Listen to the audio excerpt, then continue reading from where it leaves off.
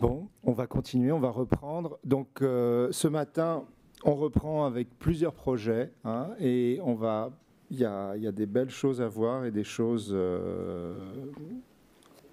pour certaines qui sont déjà faites et d'autres qui sont en cours de construction.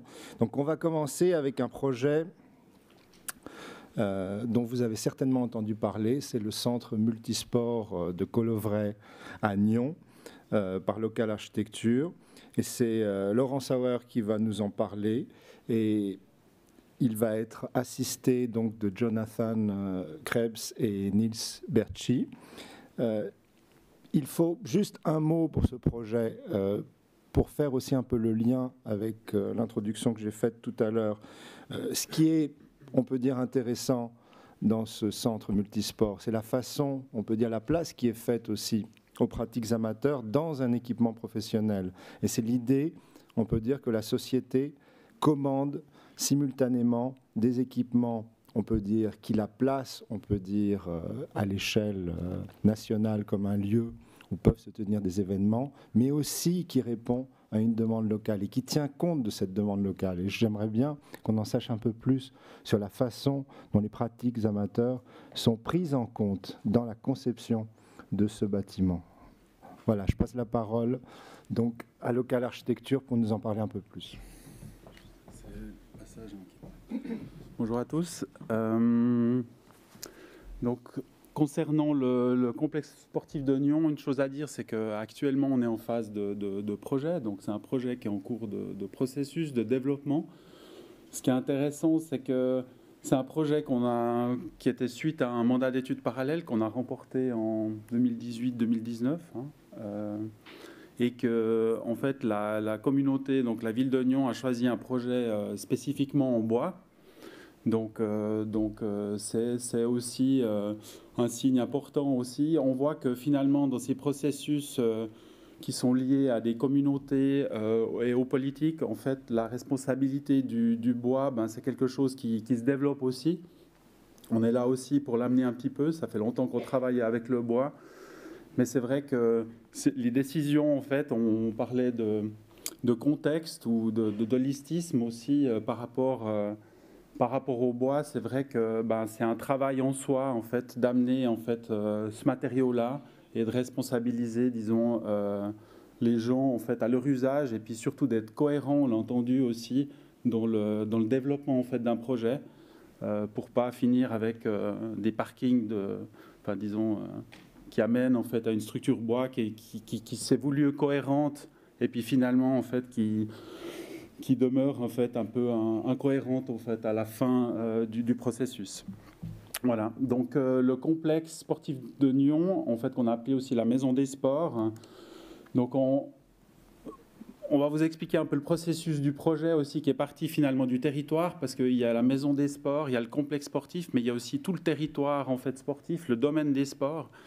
On a déjà des terrains existants avec un stade sportif actuel de Nyon, donc on est au bord du lac.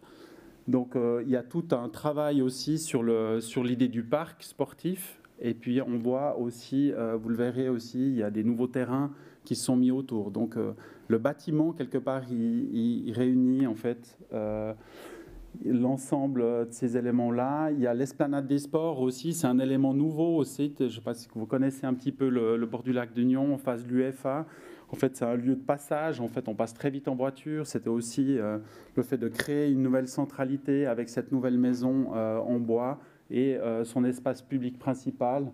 Et évidemment, la maison des sports qui sera en fait à la fin du projet comme un objet en développement actuellement. Où on s'interroge beaucoup en fait sur la question de la structure en bois avec mes collègues qui sont ici. Donc on n'a pas encore toutes les solutions, on serait juste de discuter avec vous, vous avez peut-être des bonnes idées. en tout cas, voilà. Au niveau du contexte, donc tout le monde sait, mis cette carte pour resituer Nyon aussi entre le Grand Lac et le Petit Lac.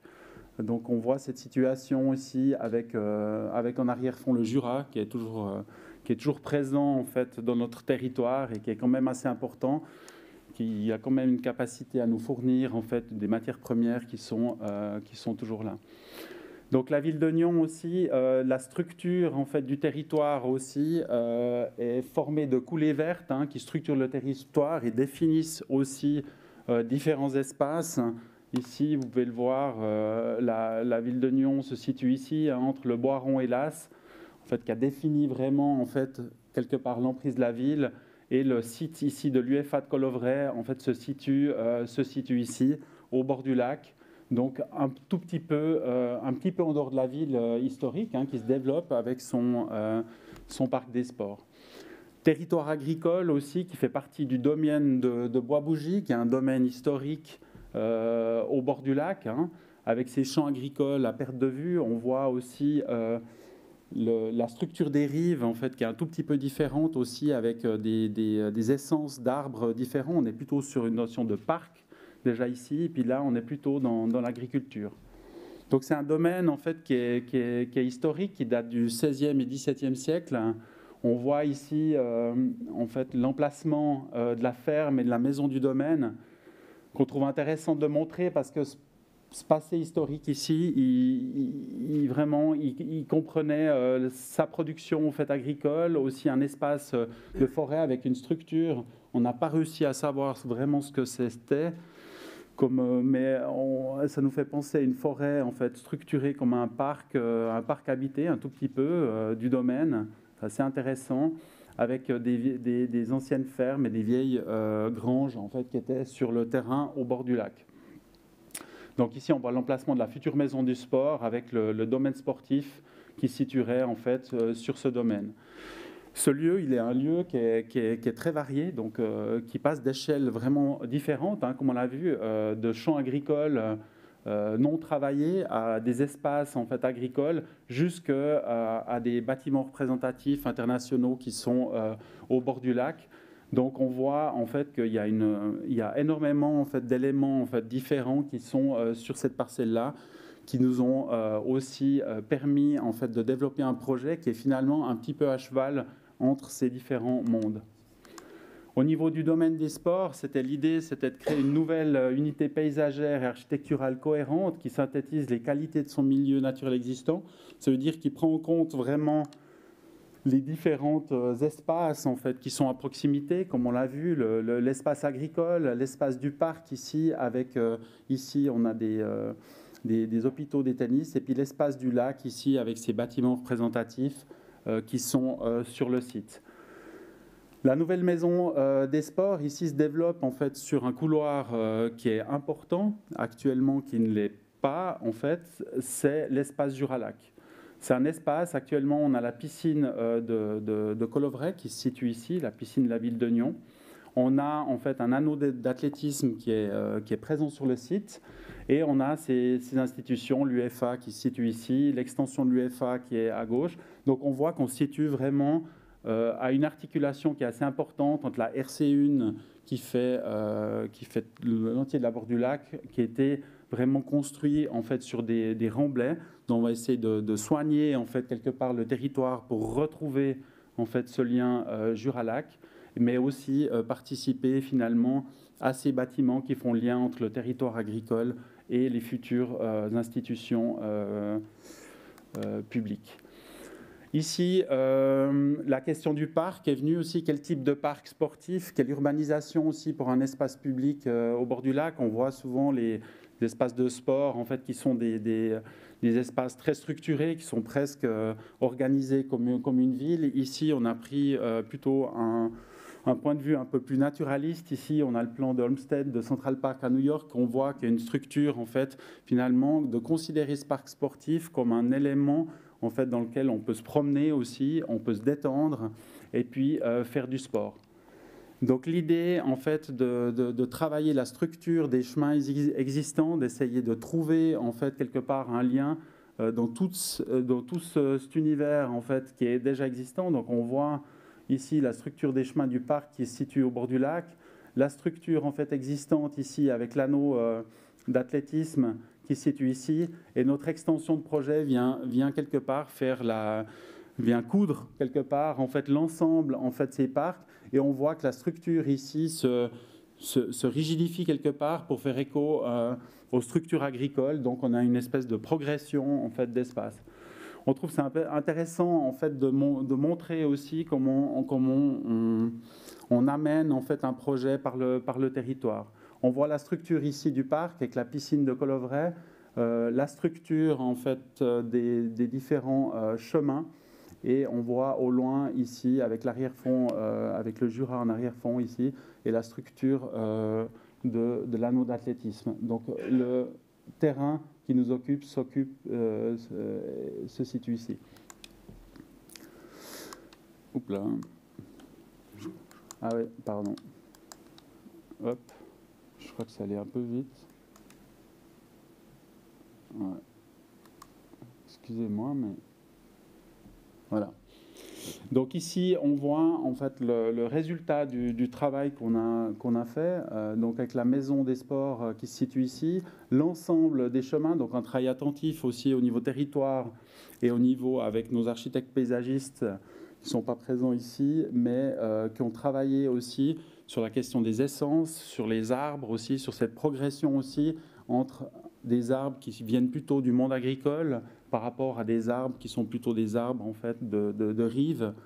Et aussi pour vraiment coudre ces espaces ici, on voit, on en parlera juste après aussi, l'esplanade des sports hein, qu'on a appelé aussi, qui vient aussi appuyer le bâtiment, qui est aussi important que le bâtiment parce que quelque part il vient donner un véritable centre à ce nouveau parc des sports. Ici, on voit les bâtiments existants qu'on réhabilite aussi et les nouvelles structures ici. La maison des sports qui permet de réunir l'ensemble du projet. On voit l'UFA ici avec la piscine ici et finalement ce couloir Jura-Lac aussi qui est formé de l'anneau d'athlétisme et de la piscine où le projet vient s'appuyer. Ce qui est intéressant aussi, c'est que c'est un lieu polyvalent qui va pouvoir accueillir des grosses infrastructures, par exemple le Cirkni, qui pourra s'installer ici. Donc on a des variations assez grandes au niveau du nombre de personnes sur le site. Donc on a des lignes de bus ici qui sont très actives ici, qui vont être augmentées aussi pour pouvoir pour pouvoir innerver enfin, de l'entier du domaine sportif. Donc c'est un domaine qui est utilisé de manière privée, donc aussi donc par la ville de Nyon, mais par différentes sociétés, aussi par différentes institutions privées. Donc l'UFA profite de ça, de l'entier du projet. Donc l'atmosphère en fait du parc qu'on essaye de créer, donc c'est une atmosphère finalement calme et sereine, en fait un petit peu comme un parc à l'anglaise. On aimerait où on pourra faire du sport, mais surtout en fait, ce qu'on remarque, c'est que la porte d'entrée de la ville de Nyon s'est un tout petit peu déplacée vers Genève avec cette nouvelle restructuration sportive qu'on y fait. Donc l'esplanade des sports, qui va arriver normalement. Hop. Donc il se situe ici. Donc on a essayé de travailler aussi avec...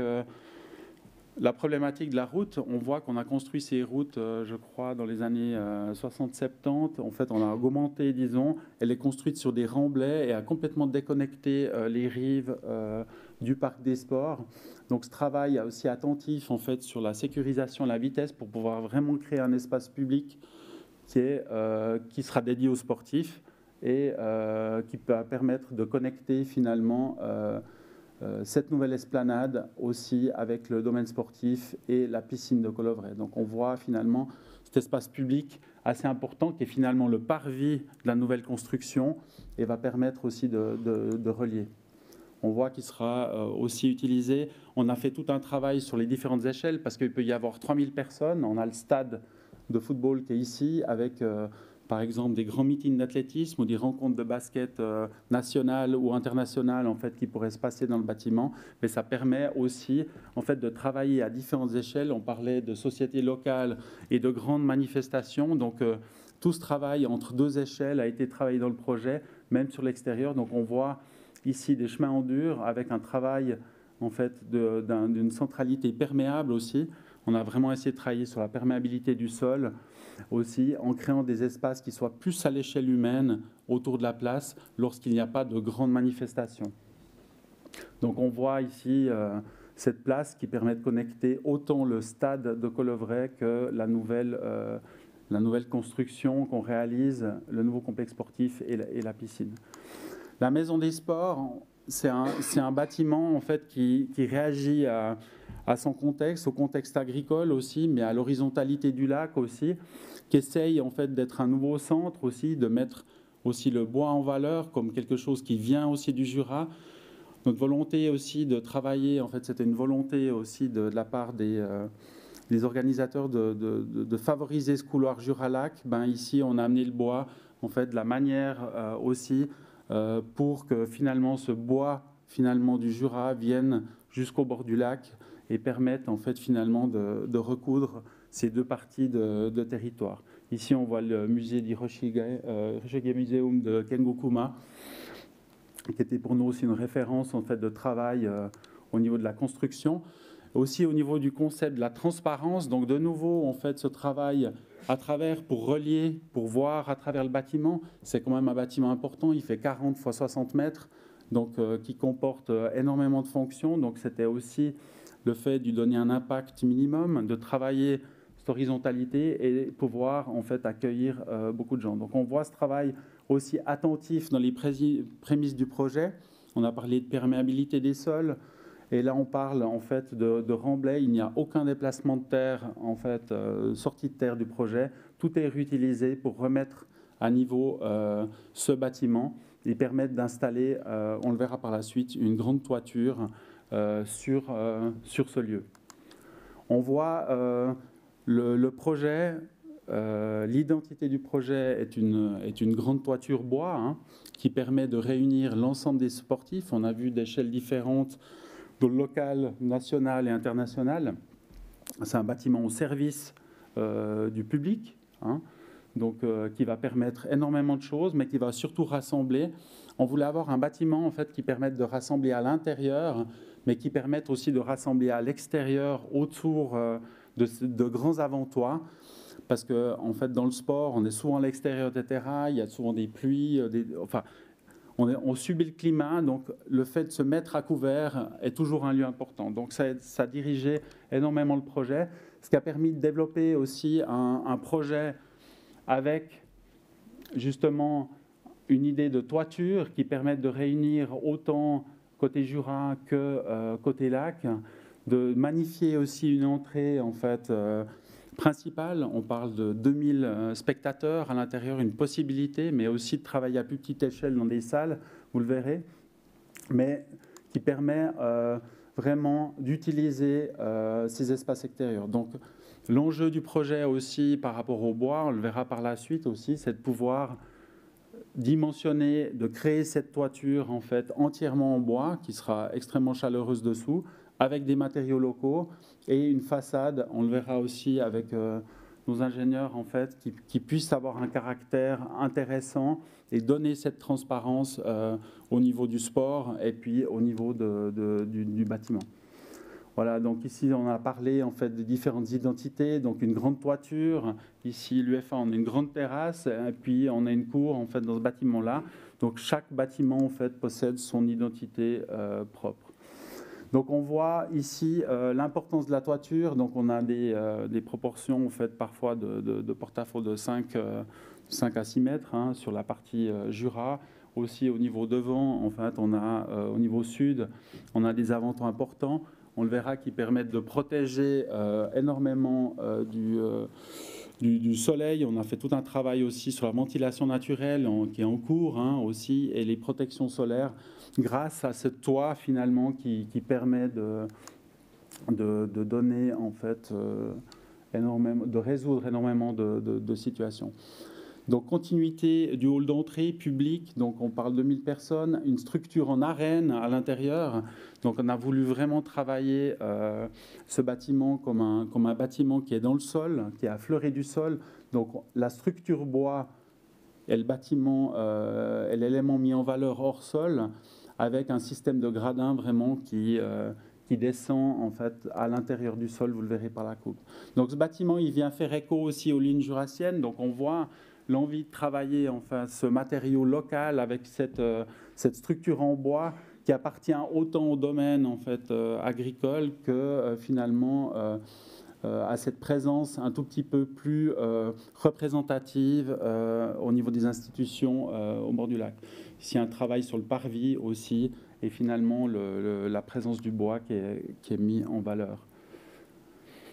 Donc rapidement, enfin, au niveau des plans, on voit donc finalement c'est une grande toiture et 2000 places dans des gradins. Finalement, c'est ça le principal projet, des vestiaires techniques, mais ce qu'on va y voir, c'est une galerie tout autour du bâtiment qui va permettre d'accéder à des gradins mobiles et une tête côté lac ici qui va comporter différentes choses, que ce soit du judo, que ce soit des arts martiaux, que ce soit du fitness, des espaces polyvalents, des salles de conférence. Donc, il y a toujours ce passage de grandes manifestations où il y a toute une infrastructure liée aux médias et des choses en fait, qui sont liées plutôt aux sociétés locales dans ce bâtiment. Donc là, on a un rez-de-chaussée, une partie enterrée avec des vestiaires qui sont liés au nouveau terrain de sport côté Jura et une infrastructure de vestiaires côté sud pour le public, les sportifs. Voilà. On a une galerie qui est plutôt adressée aux arts martiaux. Ici, on avait de la grimpe, c'est quelque chose qui a un petit peu changé. Là, je vous présente le projet de concours. Et des salles de conférence à l'étage. Donc, on serait plutôt ici sur de la société maintenant d'arts martiaux. Mais pendant les grandes manifestations, ce serait plutôt un espace qui serait dédié aux personnes VIP. Voilà. Donc, le travail sur la structure, donc les prémices au niveau du concours, c'était aussi quelque part d'être cohérent par rapport à l'idée générale. Donc, Jura-Lac aussi de travailler une structure qui soit simple, évidente, mais qui permette aussi de parler finalement d'une idée territoriale, aussi en développement finalement 14 structures en fait, qui permettent de porter ce toit. Donc maintenant, tout le travail qu'on fait avec nos ingénieurs aussi entre la façade et la structure, donc c'est quelque chose d'assez important. Donc ça, on pourra en reparler à la fin. Ici, l'intérieur, donc on voit ce phénomène en gradin, en fosse, hein, quelque part, en arène, à l'intérieur du projet. Voilà, donc ici, on voit enfin, des travaux structurels aussi par rapport à l'intérieur, aussi par rapport à l'introduction en fait, du système de rideaux, qui est toujours une contrainte à l'intérieur d'un système de salle de sport pour pouvoir les diviser. Ici, on travaille en caisson inversé dans l'épaisseur de la structure. Peut-être notre ingénieur en parlera mieux que moi. Voilà, donc ici, l'introduction de ces éléments-là, qui sont toujours des éléments compliqués à placer, mais pour quelque part avoir, donc il se situerait par là.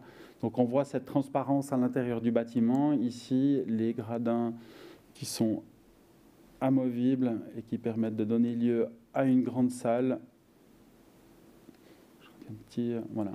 Donc ici, ce travail en fait, sur l'épaisseur de la toiture a été importante. Donc on voit ici, donc on travaille avec une double toiture. Donc on a une toiture bois en fait, sur sa sous-face et une toiture en métal sur le dessus, ce qui permet de donner une interstice qui est assez intéressante.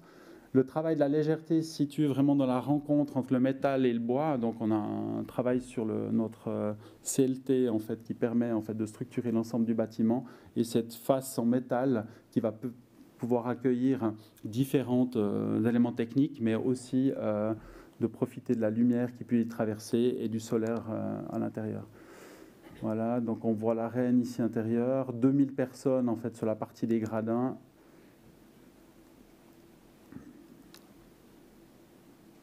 Je crois qu'il y a un petit... Voilà, donc ici la question des avant-toits, de protection, sur la ventilation naturelle aussi, sur le principe en fait de construction de ces deux feuilles quelque part qui vont permettre de donner une certaine légèreté au toit et de s'ouvrir en fait sur la partie jurassienne. 2 minutes, voilà, on arrive à la fin. Ici, travail sur l'ensemble. Voilà, je crois qu'il y a un petit problème de passage, mais... Voilà aussi, ouais, ça c'est toute la question sur les vents locaux.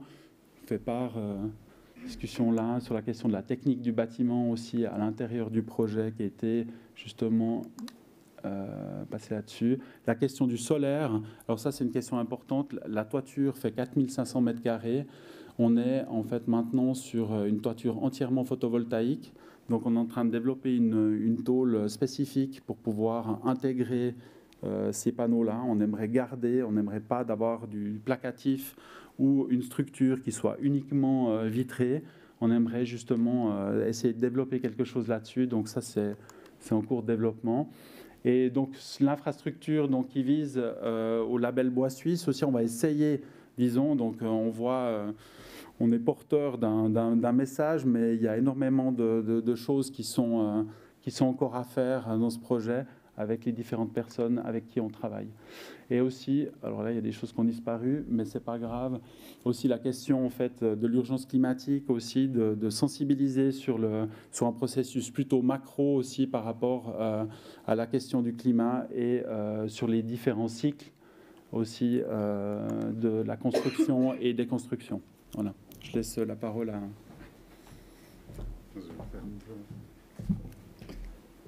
Du coup, je vais aller un peu plus vite que prévu. Donc, sur la structure, moi, je voulais juste revenir un peu en arrière. Donc, sur l'intention du concours, on est là tout au début du premier tour. Et il y a toute cette réflexion sur comment traiter, en fait, cette grande toiture unificatrice qui, à la fois, gère une portée centrale de 32 mètres à l'époque, un porte-à-faux qui atteint plutôt 10 mètres que 6 au nord, et une travée plus traditionnelle sur le judo. Et aussi travailler évidemment, comme Laurent l'a expliqué, avec le bois, ce qui était notre point de vue en équipe au concours, et trouver aussi à la fois une structure qui soit monumentale dans la salle pour qu'elle s'exprime fortement, et beaucoup plus discrète et fine dans les porte-à-faux et aussi dans le judo. Donc ça, c'est le concept qu'on a mis en place assez vite au concours. Donc c'était ce travail sur la membrure supérieure, en fait, du treillis qui va devenir une poutre continue qui part du Jura jusqu'au lac, justement. Et réussir avec une seule poutre qui a toujours la même section à franchir les différentes portées que je vous ai exprimées juste avant. Donc c'était cette idée de renforcer cette poutre par un treillis au-dessus de la salle de sport et de travailler un peu avec le panneau de toiture ailleurs pour réussir à jongler avec les efforts. On peut aussi dire qu'à l'époque, le treillis était un treillis en N, justement, pour travailler sur le langage de la campagne, l'interface entre la ville et la campagne, donc plutôt un treillis de grange. Ça, c'est le développement au deuxième tour.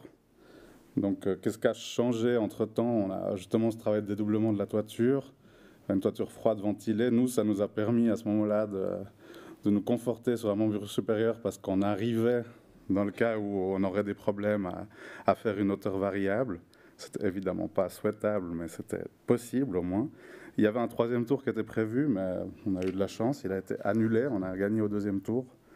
Donc, on s'est arrêté là avec les études. Un petit point juste sur une problématique typique du bois qu'on rencontre sur chacun de nos projets maintenant, c'est cette traversée de l'enveloppe thermique. Donc encore une fois, on a vu avec des thermiciens pour s'assurer que franchir l'enveloppe, ça n'allait pas amener un problème au bilan énergétique ni un problème sur la durabilité de la structure bois. Donc c'était de nouveau possible. A priori, c'est souvent possible quand même de franchir l'enveloppe thermique en bois. Et voilà là où on en est maintenant, donc en fin d'avant-projet. Ce qui s'est passé depuis, c'est qu'on a fait les études géotechniques et on s'est rendu compte que sous ce bâtiment, ce que je n'étais pas du tout attendu, on a 15 à 16 mètres d'argile molle, la couche en saumon sur la petite image colorée. Et donc là, tout d'un coup, c'est l'avantage du bois aussi, c'est qu'on a une structure beaucoup plus légère que nos concurrents du concours en béton, en acier. Et ça limite évidemment les pieux qui grèvent un peu le projet actuellement. On a aussi fait l'étude avec un acousticien qui a en fait mis en cause la dalle ici du judo qu'on voulait faire en bois à l'époque, et qu'aujourd'hui on ne peut toujours pas traiter de dalles sportives en bois au niveau acoustique. Et puis on a traité statiquement. L'évolution, c'était de travailler maintenant ces béquilles sur les porte-à-faux, justement pour éviter de changer cette hauteur de membrure. Ça arrive ici maintenant à l'axonométrie du projet tel qu'il a été rendu à l'avant-projet. Donc on voit qu'on a toute une partie infra avec des pieux, des radiers, des longues grines en béton, toute la caisse du sous-sol qui est en béton, et juste la dalle du judo qui suit en béton avec le noyau aussi de contreventement. Et après, on a cette grande toiture en bois, donc qui respecte encore l'image et l'idée et le concept du concours, et une couverture en CLT qui va assurer un effet diaphragme, et des contreventements qui sont en façade et par le noyau. J'accélère encore plus. Donc ça, c'est simplement pour vous parler des calculs très très succinctement. Donc tout l'avant-projet, on l'a fait un calcul à la main, calcul 2D. Et maintenant qu'on lance la phase projet, on travaille avec la méthodologie BIM et le calcul 3D. C'est toujours intéressant de voir que pour ce projet où le travail sur le treillis n'est pas fini et vraiment va être très itératif pour arriver avec les détails les plus fins, ce type de travail avec un lien direct entre le modèle du dessinateur et le modèle de calcul des ingénieurs est assez intéressant. Et je finis simplement avec le projet, le modèle de chez nous du projet en cours, avec ce qu'on fait donc maintenant, le calcul au séisme et le calcul du vent qui a énormément d'effets justement sur ces grands avantoirs, sur les angles du bâtiment où on a des portées de l'ordre de 15 mètres et des problèmes vibratoires aussi. Et je vais laisser la parole à Niels.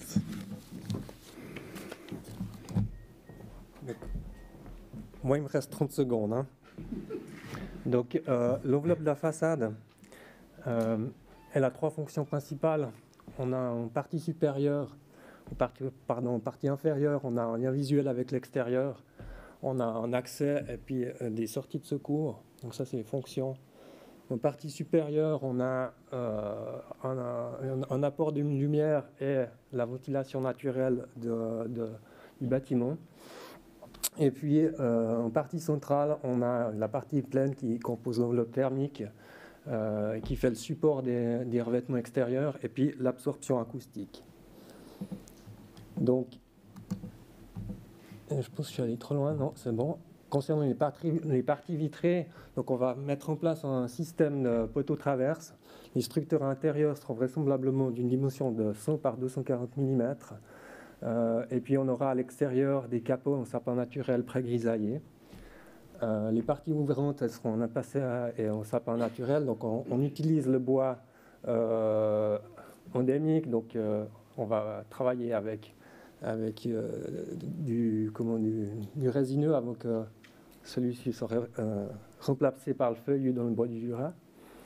On aura des vitrages triples et une performance thermique globale de 0,75 pour les watts par mètre carré Kelvin pour les parties vitrées. Les parties pleines, donc on voit là ce bandeau central à l'intérieur aura une fonction de doublage acoustique. On aura un lambris vertical en sapin avec une finition naturelle. Et puis les voiles et du voile de verre derrière pour l'isolation acoustique. Donc isolation plus voile de verre. À l'extérieur, on travaille nouveau avec de l'épicéa ou du sapin. Donc on a un lambris vertical brique de sciage qui est en alternance avec des carrelets pour donner une certaine profondeur à la façade.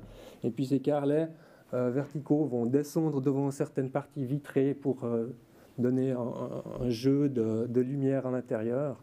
Et puis il y aura un traitement de surface qui sera pré-grisaillé avec un système type aquadeck ou similaire. Donc voilà, moi je vous remercie pour votre attention.